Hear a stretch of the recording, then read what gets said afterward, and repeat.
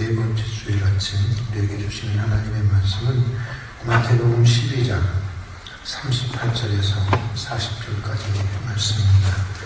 마태복음 12장 38절에서 40절까지의 말씀, 우리 함께 짧은 말씀이니까 함께 봉독하도록 하겠습니다.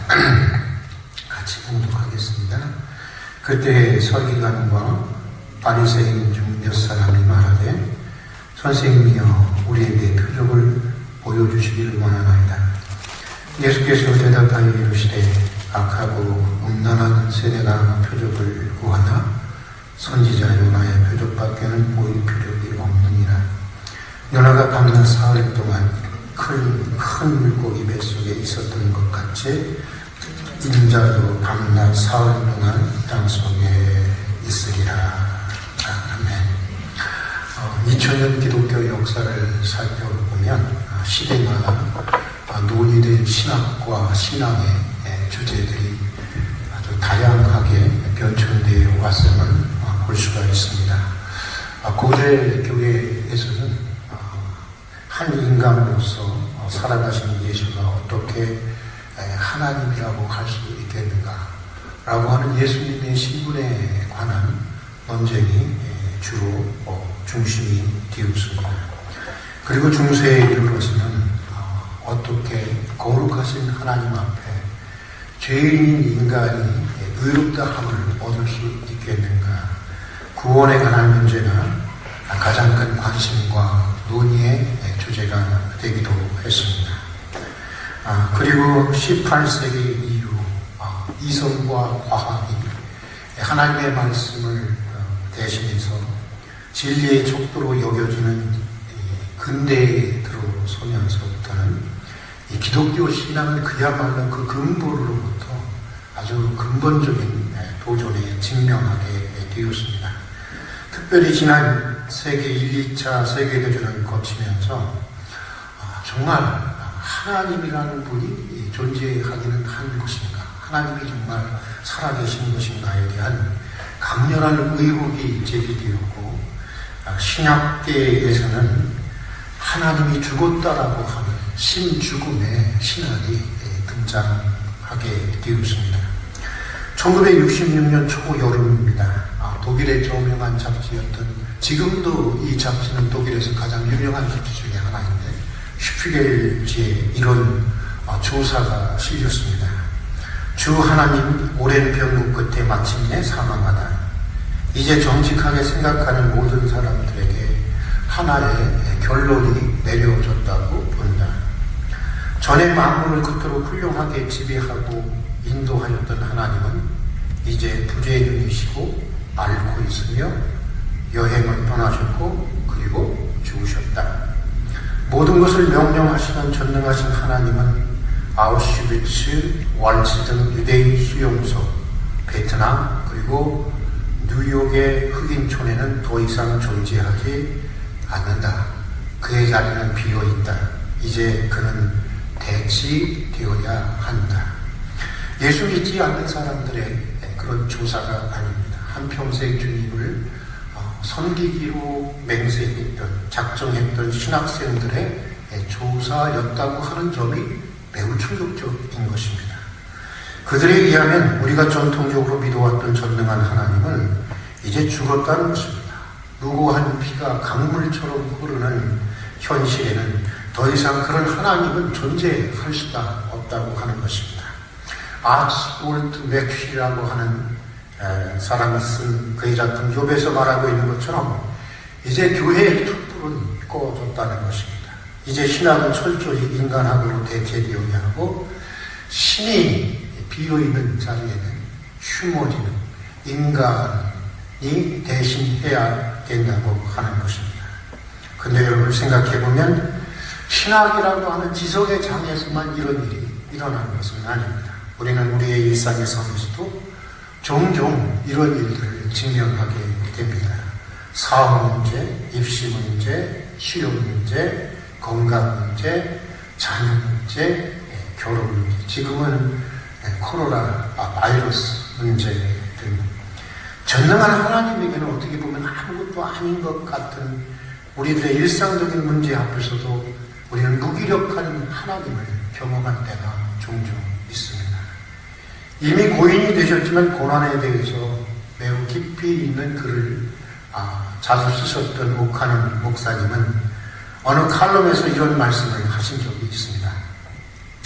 예수를 잘 믿고 하나님을 극진히 사랑하는 자들의 세계에도 얼마나 눈물이 많은지 모릅니다. 조금만 허리를 낮추고 보면 남의 눈에 잘 띄지 않는 반지하 단칸방에서 어렵게 살아가고 있는 그리스도인들을 만나게 됩니다.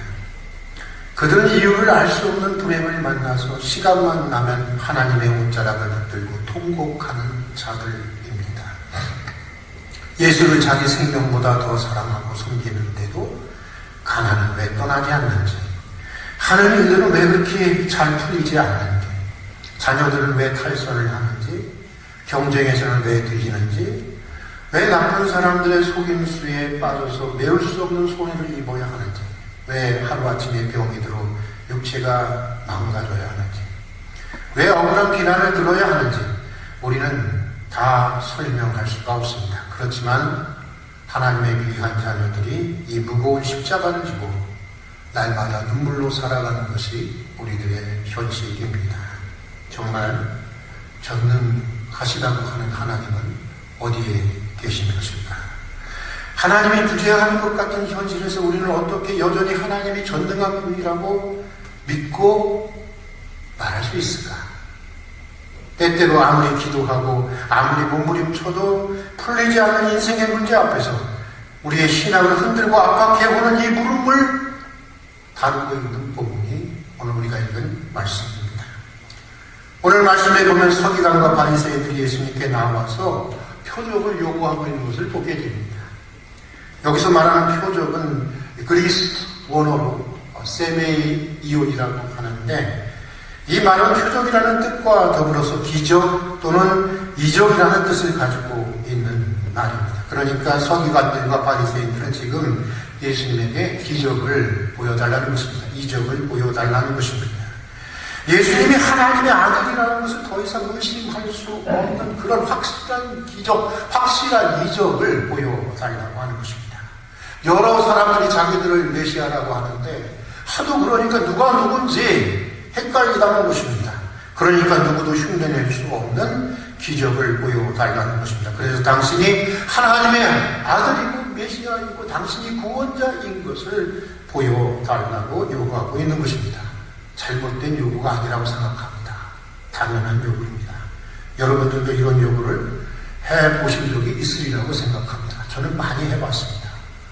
드러내놓고 솔직히 말을 못해서 그렇지, 믿어라 할 게 아니라 믿을 수 있는 표적을 보여주라, 그러면 내가 믿겠노라, 이것이 교회와 목사와 하나님을 향한 이 시대와 여러분들의 솔직한 요구가 아닐까, 그런 생각이 들기도 합니다. 하물며 기적이 선지자들의 말씀의 진실을 입증한다고 믿어온 유대인들의 신앙의 전통에서 볼 때 서기관과 바리새인들의 요구는 전혀 새로운 것이 없는 요구였던 것입니다. 정작 당혹스럽고 새로운 것은 예수님의 대답이었습니다. 예수님은 표적을 보여달라는 이들의 요구에 이렇게 대답을 하셨습니다. 우리 한번 다 같이 39절과 40절의 말씀 같이 읽어보겠습니다. 같이 읽겠습니다. 예수께서 대답하여 이르시되 악하고 음란한 세대가 표적을 구하나 선지자 요나의 표적밖에는 보일 표적이 없느니라. 요나가 밤낮 사흘 동안 큰 물고기 뱃속에 있는 것, 밤낮 사흘 동안 땅속에 있으리라. 예수님은 선지자 요나가 사흘간 물고기 뱃속에 있었던 것처럼 사흘 동안 땅속에 묻혀 있을 자신의 죽음을 얘기하고 있는 것입니다.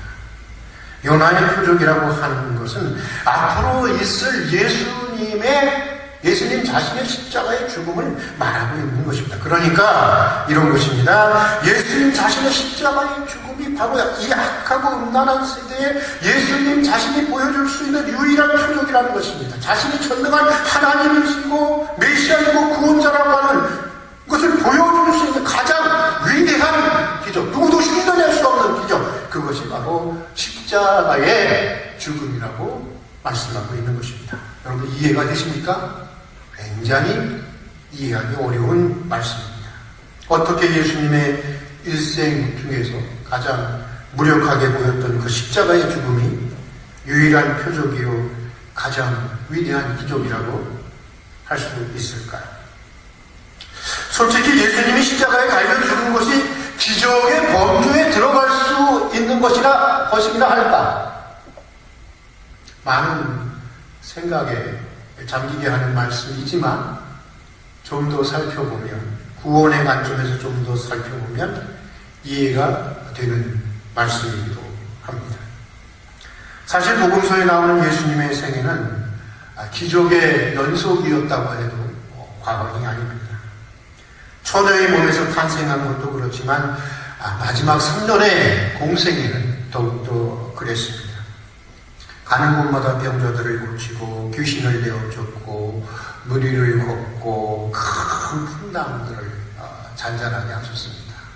우리가 잘 아는 대로 물고기 2마리, 떡 5개로 5,000명을 먹이셨습니다. 심지어는 죽은 지 나흘에 대해서 썩은 냄새가 나고 있는 나사로를 살리시기까지 했습니다. 정말 믿기 어려울 정도로 놀라운 기적의 연속이었다고 해도 과언이 아닌 것입니다. 그러나 이런 기적들은 다 한계를 가지고 있습니다. 병든 자가 고쳐졌고 죽은 자가 살아났습니다. 하지만 그들은 다시 어땠을까요? 병들었을 것이고 다시 죽었을 것입니다. 5,000명이 배불리 먹었어요. 그러나 그들은 다시 배가 고팠을 것입니다. 예수님의 말씀으로 잠시 잠잠했던 바다에는 다시 풍랑이 일었을 것입니다. 이런 기적들은 이렇게 다 일시적이라고 하는 한계를 가지고 있습니다. 그리고 또 이런 기적들은 인생의 근원적인 문제를 해결해 주지 못한다고 하는 한계를 가지고 있습니다. 죄의 문제를 해결해 주지 못했습니다. 죄로 인해 발생한 죽음의 문제를 해결해 주지 못했습니다. 죄의 문제를 해결하기 위해서는 인간의 가장 근본적인 문제는 죄의 문제인데, 죄의 문제를 해결하기 위해서는 죄인인 사람을 대신해서 죄 없는 하나님의 아들 예수가 어떻게 했죠? 대신 죽어야만 했습니다. 이것이 성서의 증언입니다. 그의 십자가의 죽음만이 죄인을 용서할 수 있었습니다. 그의 십자가의 죽음만이 영원히 죽어야 할 죄인들에게 영원한 신적인 생명을 가져다 줄 수 있었고, 그의 십자가의 죽음만이 지옥에 가야 할 인생들에게 천국의 문을 활짝 열어줄 수 있었던 것입니다. 그래서 주님은 스스로 철저히 무기력할 수밖에 없었고, 또 그래서 무참하게 죽음의 고통을 당해야 했던 것입니다. 그러고 보면 예수님의 십자가의 죽음은 이런 관점에서 본다고 한다면, 이런 구원의 관점에서 본다고 한다면, 예수님의 십자가의 죽음은 그가 말씀하신 대로 그가 그리스도라고 하는, 그가 메시아라고 하는, 그가 구원자라고 하는 것을 입증하는 유일한 표적이고 기적이고 가장 위대한 능력이라고 말할 수 있는 것입니다. 오래전에 앤드루 슈샤코의 침묵이라는 책이 베스트셀러가 된 적이 있습니다. 이 책은 도쿠가와 이에야스 시대에 일본에서 있었던 대대적인 박해를 배경으로 해서 쓴 책입니다. 이 책에서 저자 앤드루 슈샤코는 예수님의 십자가의 사건을 새로운 차원으로 우리에게 제시해주고 있는 것을 보게 됩니다. 소설의 주인공 노드리크 신부는 불타는 선교의 열정을 가지고 기독교를 대대적으로 박해하고 있는 일본의 몰래 잠입에 들어갑니다.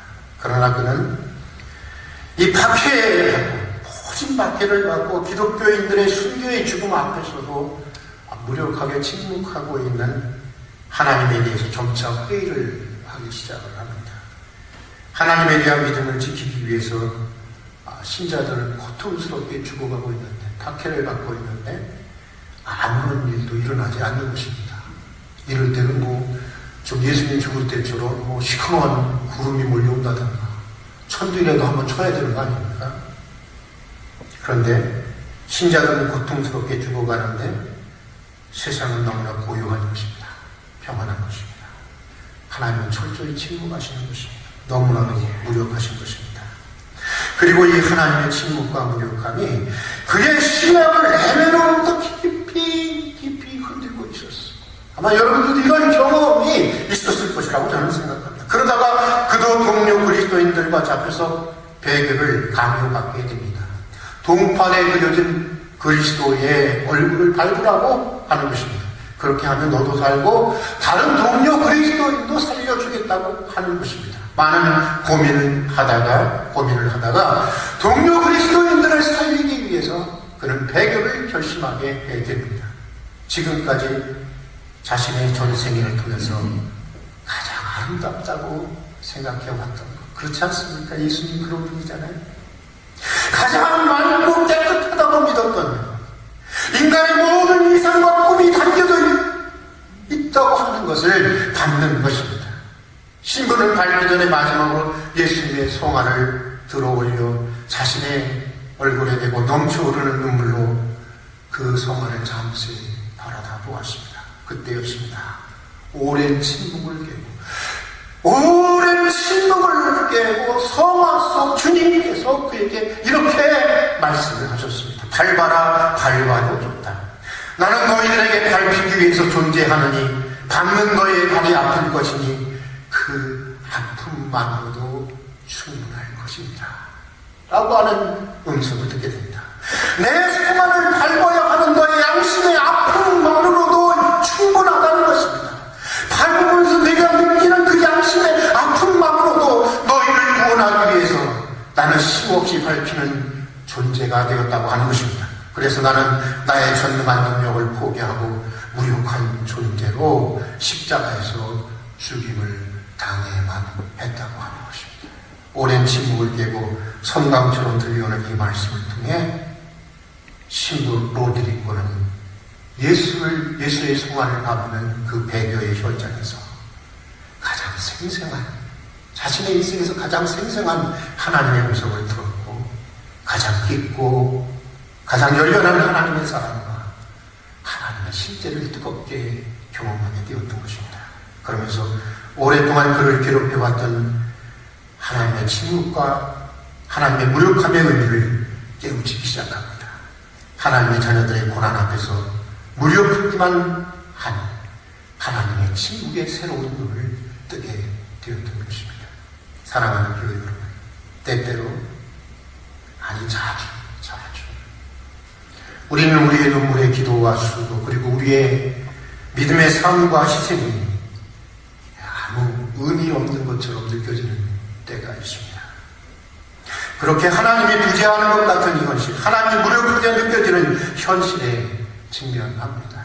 어쩌면 지금 이 코로나 바이러스 사태도 그런 일들 중에 하나일지도 모르겠다는 그런 생각이 듭니다. 왜 전 세계인들이 사명을 다해서 극복하려고 하는데, 전 세계 기독교인들이 그렇게 간절히 기도하는데 전염병은 점점 더 확산돼 가고 있는 것입니다.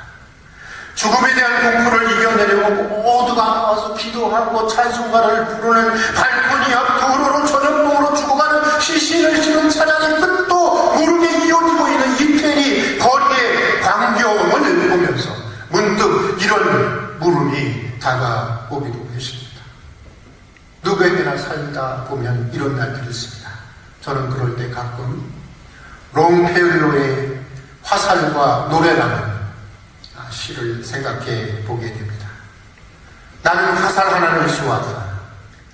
그 화살은 어딘지 모를 땅에 떨어졌다. 얼마나 빨리 날아갔는지 간 곳을 눈으로도 뒤따라지 못했다. 나는 공중을 향해 노래 한 곡을 불렀다. 노래는 어딘지 모를 땅에 떨어졌다.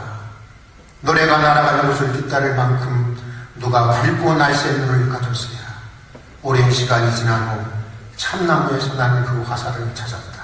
고스란히 그대로. 그리고 친구의 가슴 속에서 다시 찾았다. 그렇습니다. 가장 무력하게 보인 주님의 십자가의 죽음이 우리에게 가장 큰 구원의 은총을 가져온 것처럼 때가 되면 우리는 우리가 쏘았던 수고의 화살을, 우리가 눈물로 부었던 기도와 사랑의 노래를 우리는 반드시 다시 찾게 될 것입니다. 우리의 친구 되신 주님 품에서 가장 찬란하고 가장 빛나고 가장 아름답고 가장 고귀한 것으로 고스란히 다시 찾게 될 것을 저는 믿습니다.